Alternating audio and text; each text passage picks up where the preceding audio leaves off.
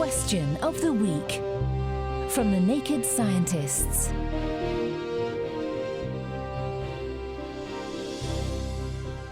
Hello, I'm Mariana Morashoyu, and this week's nail-biting question comes from John. I'd like to know, if enough people in the world donated their finger and toenail clippings, could enough keratin be produced to satisfy the demand and thus stop poaching of wild animals in Africa? Keratin is the substance that makes up most of our hair and nails, but it's also the substance that makes up rhino horn. This is different though from elephant tusks, which are just very long teeth. The horn of the rhino is the main reason why they are under threat from poaching, and unfortunately they are killed illegally in Asia as well as Africa. To answer John's question, we talked with a couple of experts about this. John Taylor from Save the Rhino International, a wildlife conservation organization that works to protect rhinos from threats such as poaching and habitat loss, explained that we first need to understand why people use rhino horn. The demand for rhino horn is based on many factors, of which its chemical composition of keratin comes some way down the list. In Vietnam, the owning or giving of rhino horn is seen as a status symbol by some people, and being able to obtain such an expensive and elusive item is thought to be an indication of one's wealth and power and influence. And research has shown that artificial substitutes or even horns from captive rhinos are not seen as having the same panache. So certainly presenting one's boss with a box of other people's toenail clippings probably wouldn't have the same impact, unfortunately.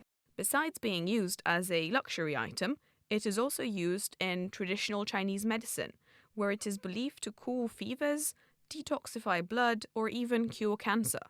But many scientists, both in China and elsewhere in the world, have tested these claims and have found very little evidence of impact with even very, very large doses, and certainly no impact at all when using the doses normally given to people. While many of these traditional Chinese medicine practitioners use rhino horn, they are actually unfamiliar with its chemical composition, the fact that it contains keratin. So simply fixing the problem at the chemical level isn't addressing the reason why they are using it. I also spoke with Simon Hedges, who works at Asian Arcs on creating protected areas for wildlife in Asia.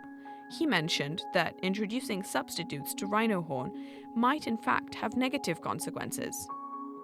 Selling alternatives to wild rhino horn, such as synthetic rhino horn, which has also been proposed, or keratin from human nails, undermines vital efforts to reduce the demand for rhino horn in Asia.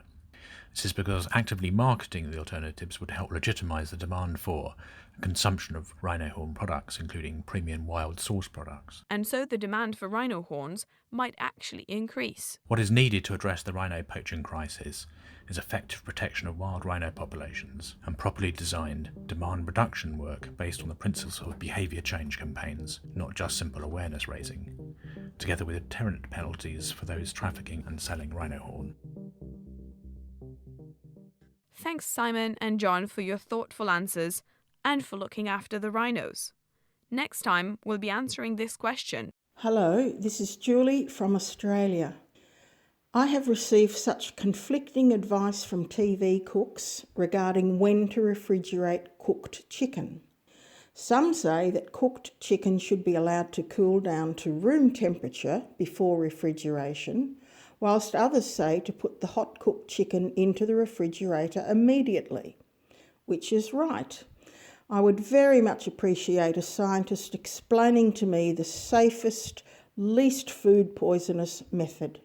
What do you think? You can email Chris at thenakedscientists.com, find us on Facebook, tweet at Naked Scientists, or join the debate on the forum, thenakedscientists.com/forum. Thanks for listening, and until next time, goodbye!